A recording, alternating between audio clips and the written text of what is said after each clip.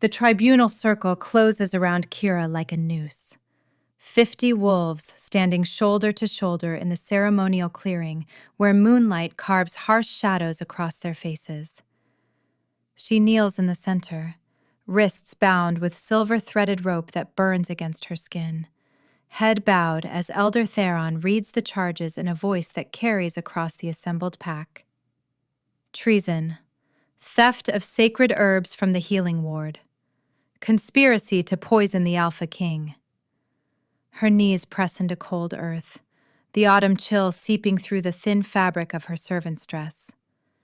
She's been wearing the same gray uniform for 6 years, washing it by hand each night, mending the tears along the hem.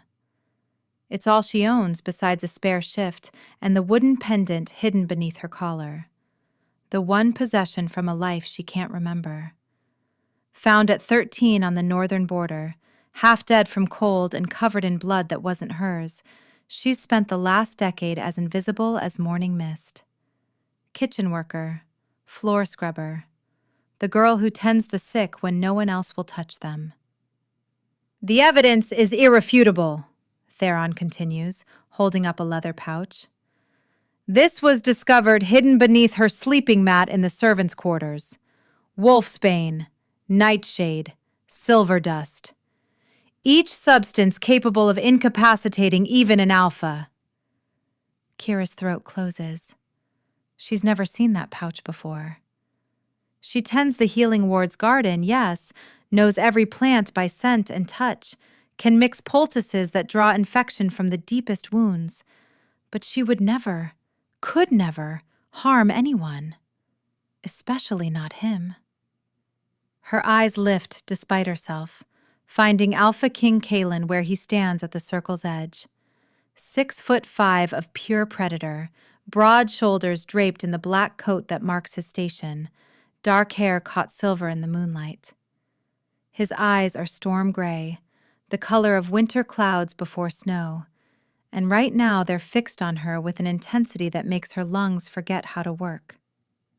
She's loved him for 3 years in the way servants love distant stars, hopelessly, silently, knowing she's so far beneath his notice she might as well not exist. He hasn't spoken since the trial began, hasn't moved. His face could be carved from granite. "What say you, Omega?" Theron demands, using the rank that isn't even hers. She's never shifted, never felt her wolf rise, is barely tolerated in a pack that values strength above all else. "Do you deny these charges?" "I deny them." Her voice comes out steadier than she expects. "I've never touched those substances except under Healer Marin's direct supervision. I would never hurt anyone in this pack. You're my family. All of you." "Family?" Lyria steps forward from the circle, the beta's daughter who's been circling Kalen like a vulture for months, beautiful and powerful and everything Kira isn't. "You're not family. You're not even pack. You're a stray we took pity on, and this is how you repay us? Plotting against our alpha?" "I didn't—" "Silence."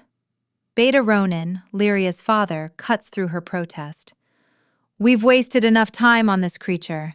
The evidence speaks clearly. I call for judgment." Kalen's voice cracks like thunder. "And what judgment would you pass, Beta?" The single word, Beta, not Ronin, the formal address that puts distance between them, makes several wolves flinch. Ronin's jaw tightens, but he bows his head in deference. "Death, my king, swift and certain. We cannot tolerate traitors." "She's not a traitor!" The words burst from Kira before she can stop them. "Please, I'm telling you, I didn't do this. Someone planted that pouch. I spend my days in the healing ward and the kitchens. I have no reason to—" "You have every reason." Lyria's smile is poison sweet. "Everyone knows you watch him. We've all seen the pathetic way you stare when you think no one's looking. You wanted him, knew you could never have him, so you decided if you couldn't have our alpha, no one would." Heat floods Kira's face. Her secret, the one she's guarded so carefully, laid bare in front of everyone. She can't look at Kaylin, can't bear to see disgust or pity in those storm gray eyes. That's not... Her voice breaks. I would never hurt him. Perhaps not death, Theron says, and something in his tone makes ice crystallize in her veins. There is another option, one that would prove her guilt or innocence beyond doubt. He reaches into his robes and withdraws a small wooden box, ancient cedar carved with symbols that make Kira's vision blur when she looks at them directly. The clearing goes silent. Even the wind seems to hold its breath. The Luna flower, Theron continues, opening the box to reveal a bloom unlike anything in the natural world. Petals of pure white that seem to glow with their own light, curling around a center black as void. Sacred to the moon goddess herself. It grows only once every 100 years in the heart of the Whispering Woods, and its properties are unique. Kaylin moves for the first time, taking a single step forward. You can't be serious. I am entirely serious, my king. Theron's weathered face shows no emotion. The Luna flower is both judgment and revelation. When consumed by one who is guilty, who bears malicious intent toward the pack, it takes root in the lungs and suffocates them within minutes. A painful death, but certain. However, he pauses, letting the word hang heavy in the cold air. When consumed by one who is pure of heart and intent, who carries no darkness in their soul, the flower bestows a gift. It reveals what lies hidden, shows truth that has been concealed. Kira's heart pounds against her ribs. She's heard whispers of the Luna flower in old pack stories, warnings passed between healers late at night. No one survives it, they said. Guilty or innocent, the flower always kills. But she also knows she didn't commit treason, and if this is her only chance to prove it, I'll do it, she says quietly. No. The word from Kaylin is sharp enough to cut. He's moved closer without her noticing, now standing just outside the circle. This is madness. The flower hasn't been used in 2 centuries. We don't even know if the old stories are true. Are you defending her, my king? Ronan's question drips with implication. One might wonder why you're so invested in the fate of a mere servant. Kaylin's eyes flash with something dangerous, his wolf rising close enough to the surface that the air around him seems to ripple with heat. I'm defending justice. A trial requires proof, not superstition and ancient rituals. The flower is proof, Theron insists. The highest proof, given to us by the moon goddess herself for moments exactly like this. He turns to Kira. Child, do you understand what you're accepting? If there's any guilt in your heart, any darkness, the flower will find it. The pain is said to be considerable. She meets his eyes, those ancient brown eyes that have seen 60 years of pack politics and violence. I understand, and I'm innocent. Her voice doesn't shake this time. So I'll take the flower and prove it to everyone. Lyria laughs, the sound bright and cruel. She's buying time, hoping someone will intervene. No one survived the Luna flower, guilty or innocent. The old texts are clear. Then we'll see, won't we? Kira looks directly at her accuser, at the beautiful Beta's daughter who's hated her from the moment Kira accidentally caught Kalen's attention last winter when she'd stopped him from eating stew that had spoiled. Such a small thing. But Lyria had noticed his gratitude, the way he'd looked at Kira for 3 seconds longer than necessary, and the hatred had bloomed immediate and thorough. Theron approaches, holding the box open. The flower seems to pulse in the moonlight, white petals edged with that impossible glow. Up close, Kira can see tiny veins of silver running through each petal, and the black center moves like smoke contained in glass. Once you consume it, there's no turning back, Theron warns. The flower will work its will within minutes. Either you'll die, choking on roots that grow through your lungs, or... He trails off, uncertainty crossing his weathered face. Or something else will happen. The texts are unclear on what revelation looks like. Kira's hands are still bound. She leans forward, letting Theron bring the flower to her lips. This close, it smells like snow and starlight and something older than words. She opens her mouth. Wait! Kalen's hand closes around Theron's wrist, stopping him. The Alpha King steps fully into the circle now, breaking the ceremonial formation. Murmurs ripple through the assembled wolves.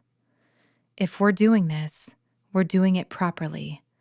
Cut her bonds. My king, the protocol, cut them! It's not a request. Beta Ronin moves forward, drawing a knife and slicing through the silver-threaded rope.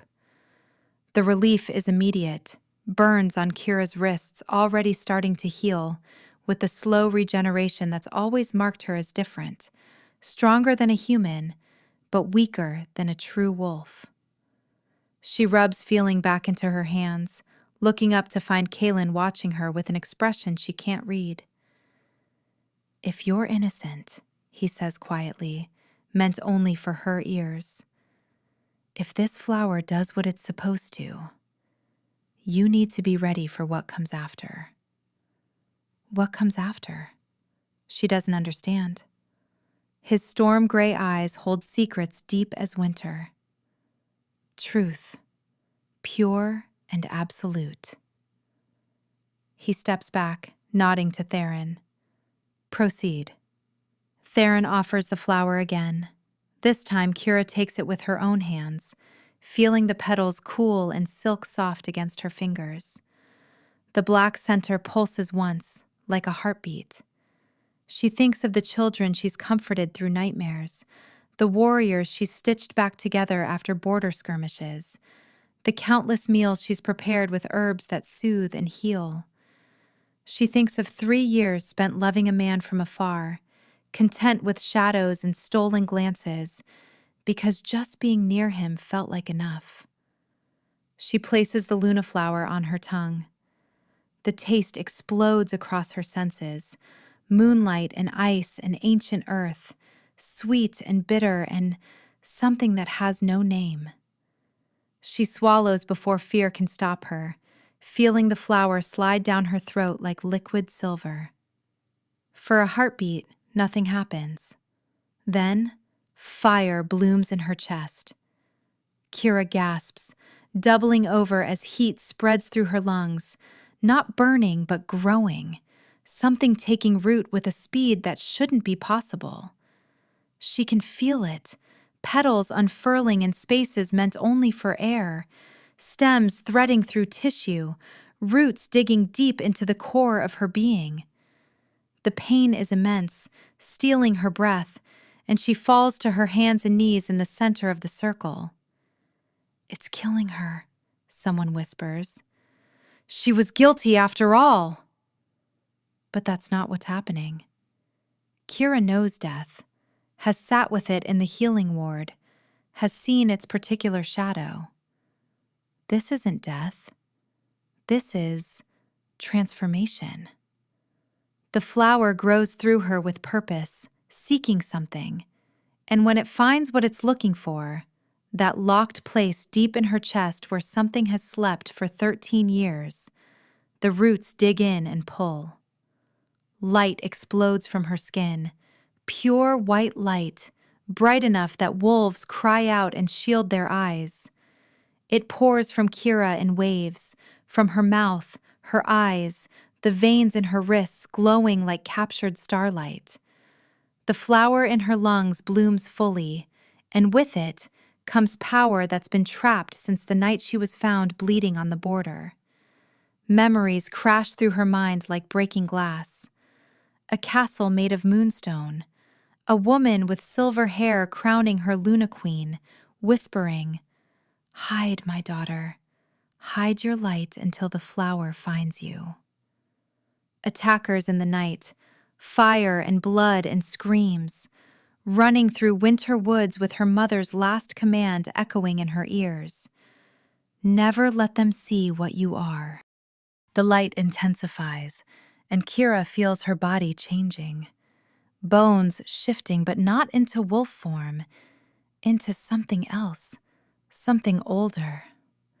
Her brown hair bleaches white from root to tip, every strand turning the color of fresh snow. Her eyes, always ordinary hazel, burn gold. Marks appear on her skin, winding up her arms in patterns that match the ancient texts in the pack's ceremonial chamber, the ones written in Old Tongue that no one can read. The Luna Prime bloodline, direct descendant of the first wolves, blessed by the moon goddess herself. Royal blood that was supposed to have died out 3 centuries ago. The light fades gradually, leaving Kira kneeling in scorched grass, breathing hard. Each inhale brings power now, the flower having fused with her lungs, turning every breath into pure supernatural energy that radiates from her like heat from a forge. She looks down at her hands, at the glowing marks that pulse in time with her heartbeat, at skin that seems to shimmer with its own luminescence. The clearing is silent. Then, Kalen moves, so fast he's a blur, dropping to his knees in front of her in a gesture that makes every wolf present inhale sharply. An alpha king kneels for no one. It's not done, but he's there, on the ground before her, head bowed. "Forgive me," he says, voice rough with emotion she's never heard from him. "I knew something was different about you, but I never imagined. Luna Prime, I should have protected you better." Kira stares at him, mind still reeling. "You knew?" "I suspected." He looks up, and there's something fierce in his storm gray eyes. "For 3 years I've watched you survive things that should have killed you, seen you heal too fast, noticed how animals calm in your presence, how children stop crying when you hold them. I thought perhaps strong Omega blood, but this." He reaches out slowly, giving her time to pull away, and touches one of the glowing marks on her wrist. His fingers are warm, calloused, gentle beyond measure. "The flower revealed what I've felt in my bones since the moment you stumbled into our territory. You're not servant. You're not stray. You're—" "Luna Queen," Theron breathes, having fallen to his knees as well. "The true Luna Queen. The prophecy said she would return when the pack needed her most, marked by the flower's blessing." Around the circle, wolves drop to their knees one by one, heads bowed in submission to a power they can feel radiating from her in waves. Even Beta Ronin kneels, though his face is ashen, calculation already spinning behind his eyes. Only Lyria remains standing, her beautiful features twisted with fury. "This is impossible. She's been a servant for a decade, a nobody. This has to be some kind of trick. Enough!" Kalen's voice carries absolute authority.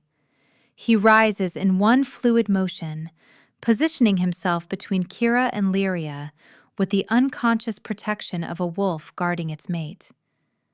You will show respect to your Luna, or you will leave this pack. Choose now. Lyria's eyes dart between them, seeing something there that makes her face go white. You're claiming her. After everything, after You've done what? Kaelin takes one step forward, and Lyria stumbles back. Plotted? Schemed? Framed an innocent woman for treason in some pathetic attempt to remove her as a rival? His voice drops to something deadly quiet. Did you really think I wouldn't figure it out? That I couldn't smell your scent on that pouch of poison hidden in her quarters? The gasps around the circle are audible. Kira's head spins. Kaelin knew? He knew and still let the trial proceed? As if hearing her thoughts, he glances back at her. I needed proof, and I needed her to take the flower. It was the only way to break whatever binding was keeping her power locked. His attention returns to Lyria. You're hereby banished from the Silver Moon Pack. You have until dawn to leave our territory. If you're found here after sunrise, you'll be treated as the traitor you are. Father! Lyria turns to Beta Ronan, who's still kneeling, still not looking at his daughter. Father, tell him he can't do this! Ronan's voice is flat. The Alpha King has spoken. Go, Lyria. You've brought enough shame to our family. Lyria's face crumples, but there's no sympathy in the circle.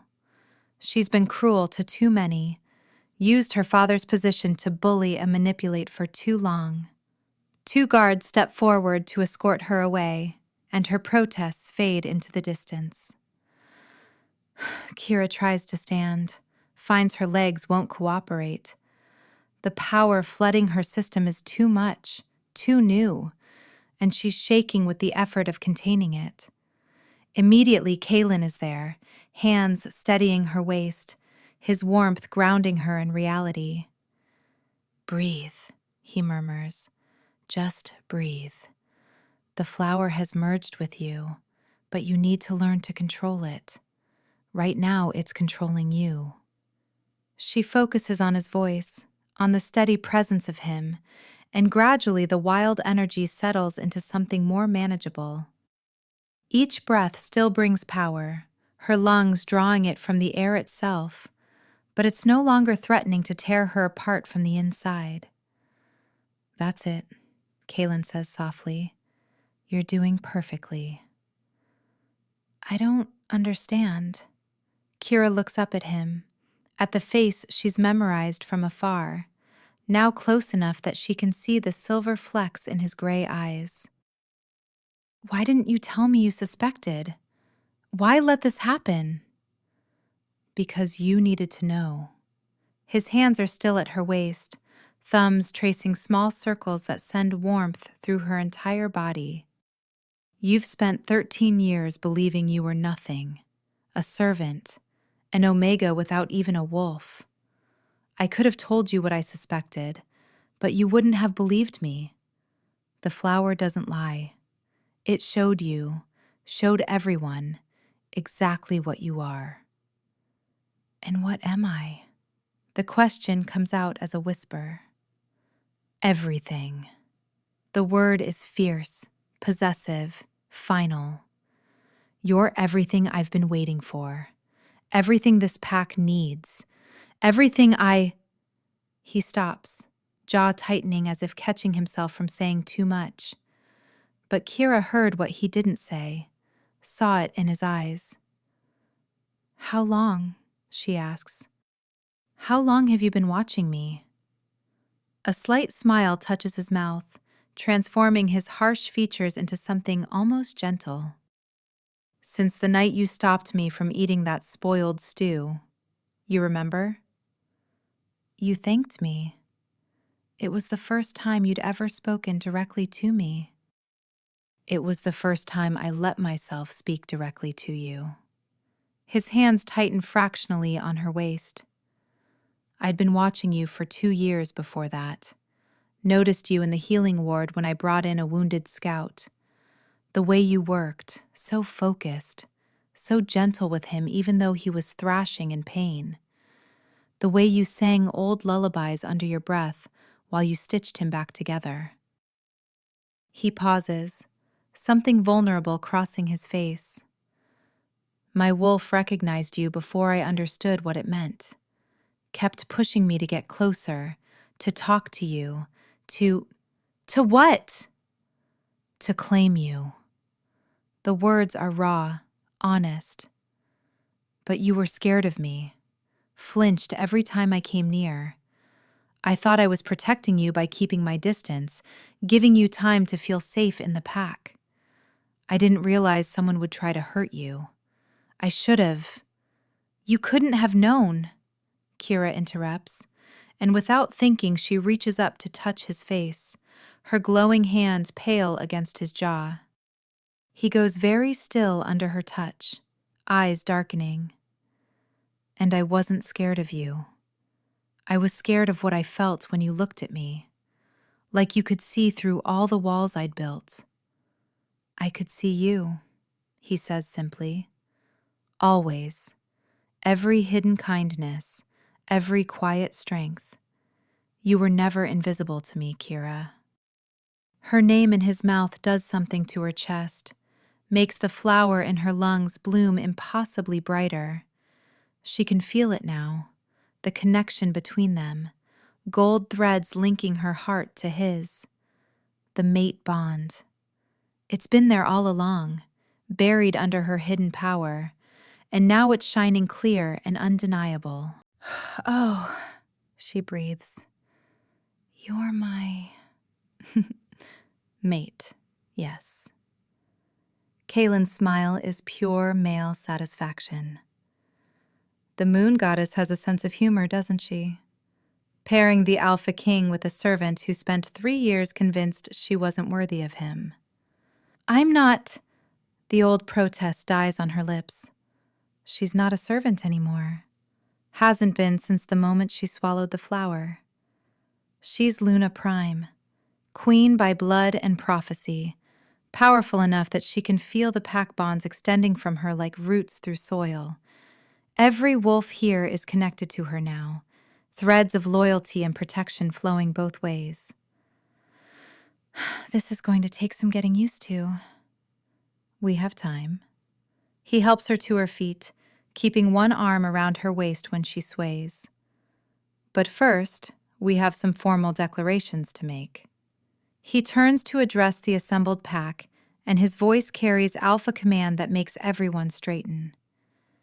Kira of the Luna Prime bloodline, marked by the moon goddess and revealed by the sacred flower, is hereby recognized as Luna Queen of the Silver Moon Pack. She will stand at my side as equal ruler, her word carrying the same weight as mine. Anyone who challenges her answers to me. Anyone who harms her answers to death itself. The declaration sends shivers through the assembled wolves. Kira feels their acceptance like a warm wave, the pack bond solidifying into something unbreakable. These wolves who barely noticed her yesterday now look at her with respect, with awe, with the absolute loyalty owed to their Luna. Theron steps forward, carrying a velvet bundle Kira didn't notice before. He unfolds it to reveal a circlet of woven silver, delicate as frost and ancient as the pack itself. The Luna crown, passed down through generations but unworn for 3 centuries since the last Luna Prime died. With the pack as witness, Theron says, I return this crown to its rightful wearer. He moves to place it on Kira's head, but Kaylin holds up a hand, stopping him. Allow me. He takes the circlet with careful hands, holding it so moonlight catches in the worked silver. His eyes find Kira's, and there's a question in them, an offer. You don't have to accept this. The power in your blood is yours whether you're Luna or not. If this isn't what you want, it's what I want. Kira surprises herself with the certainty in her voice. I've spent 13 years hiding, scared of what I might be. I'm done hiding. And I'm done letting people suffer when I have the power to help them. She meets his gaze steadily. Besides, someone needs to keep you from eating spoiled stew. His laugh is surprised, genuine, the sound warming something in her chest. That's true. I'd be dead a dozen times over without you. He raises the circlet. Then by the authority granted me as Alpha King, by the blessing of the Moon Goddess, and by the choice of my own heart, I name you Luna Queen. The circlet settles on her head like it was made for her, and the moment it touches her hair, power flares through the connection between them. The mate bond solidifies fully, gold and silver threads weaving together so tightly nothing could break them. Kira, at the intensity of it, feeling Kaylin's emotions flooding through, protectiveness, desire, devotion so fierce it steals her breath, and love. Gods, the love. 3 years of it, carefully contained, now rushing through the bond in waves that make her dizzy. You felt that? Everything. Her hand finds his. You really have been watching me for 3 years. Longer. But who's counting? He threads their fingers together, lifting their joined hands so the whole pack can see. Your Luna has been hidden among you for a decade, protecting and serving while her own power lay dormant. Some of you overlooked her. Some of you dismissed her. That ends tonight. She is the highest authority in this pack besides myself, and I expect you to treat her with the honor she deserves. My king. Beta Ronin stands, and there's genuine respect in his voice now, mixed with what might be shame. I owe our Luna an apology. I let my judgment be clouded by my daughter's lies. It won't happen again. Kira could hold a grudge, probably should, considering he called for her death, but the flower in her lungs pulses with warmth that feels like forgiveness. You were protecting your alpha. That's what a beta does. Just, maybe verify evidence next time before calling for executions? A ripple of surprised laughter moves through the pack. Ronin's expression softens fractionally, as our Luna commands. The formal declarations continue, each wolf approaching to pledge loyalty, to touch the hem of her dress in the traditional gesture of submission to a Luna Queen. Kira accepts each one, feeling the pack bond strengthen with every oath. These are her wolves now, her people. The responsibility of it should be terrifying, but instead, it feels right, like a puzzle piece sliding into place. When the last wolf has pledged, Kaylin guides her away from the ceremonial clearing toward the Alpha's residence at the heart of pack territory. It's a sprawling stone building she's only ever entered through the servants' entrance, always keeping her eyes down, never lingering. Now Kaylin leads her through the main doors, through halls lit with soft lights, upstairs made of carved wood that's been polished by centuries of footsteps. His private quarters are on the 3rd floor, a suite of rooms that combine raw masculine comfort with surprising elegance. He leads her to a sitting area with a massive stone fireplace, gesturing for her to take the chair closest to the fire, while he moves to a cabinet and pours amber liquid into 2 glasses. Whiskey, he says, offering her one. You look like you could use it. Kira takes a sip and coughs at the burn. She's never had alcohol before. Servants don't drink the good stuff. Kaylin's mouth quirks in amusement. Slowly, he advises, settling into the chair across from her. It's been a long night. That's putting it mildly. Kira looks down at her hands, at the glowing marks that have faded to a subtle shimmer under her skin. This morning I was worried about burning the breakfast porridge. Now I'm apparently a queen. You were always a queen. You just didn't know it yet. He takes a drink, studying her over the rim of his glass. How are you feeling? Truly. She considers the question. Overwhelmed, terrified, powerful.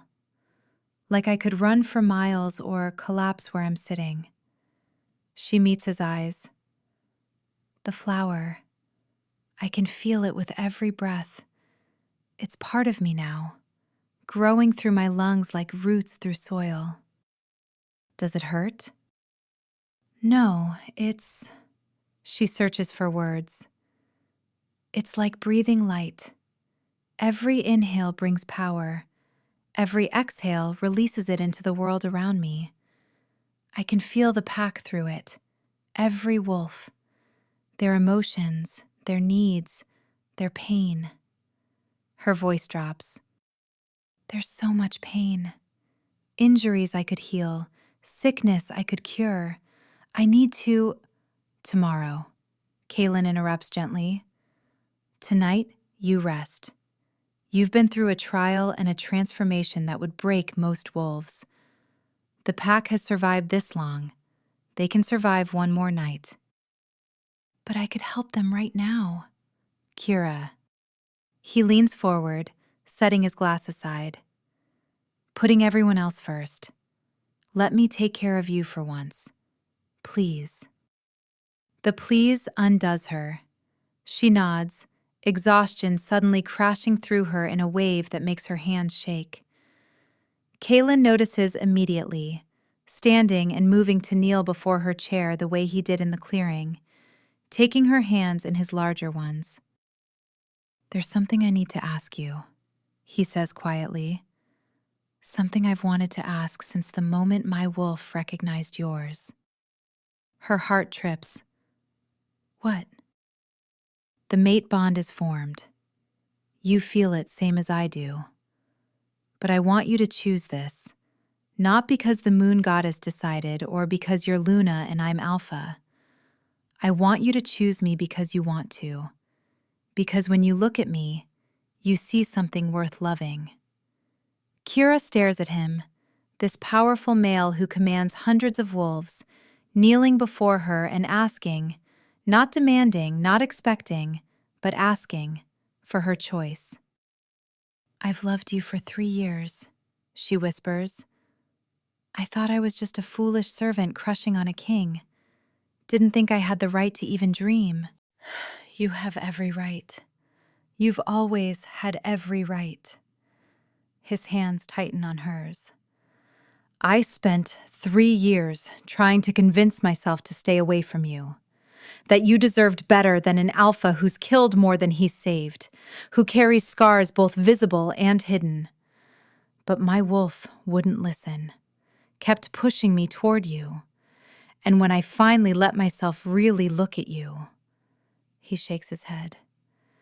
You were so kind, so brave, singing lullabies to dying warriors, making sure the Omega children had enough to eat, even if it meant you went hungry, tending poisonous plants with hands that should have been poison themselves, but never were because your Luna blood protected you. You noticed that? She's stunned. I noticed everything. He lifts her hand to his mouth, pressing a kiss to her knuckles that sends heat racing up her arm. So I'm asking, will you be my mate? Not because you're Luna and I'm Alpha, but because you're Kira and I'm Kaylin.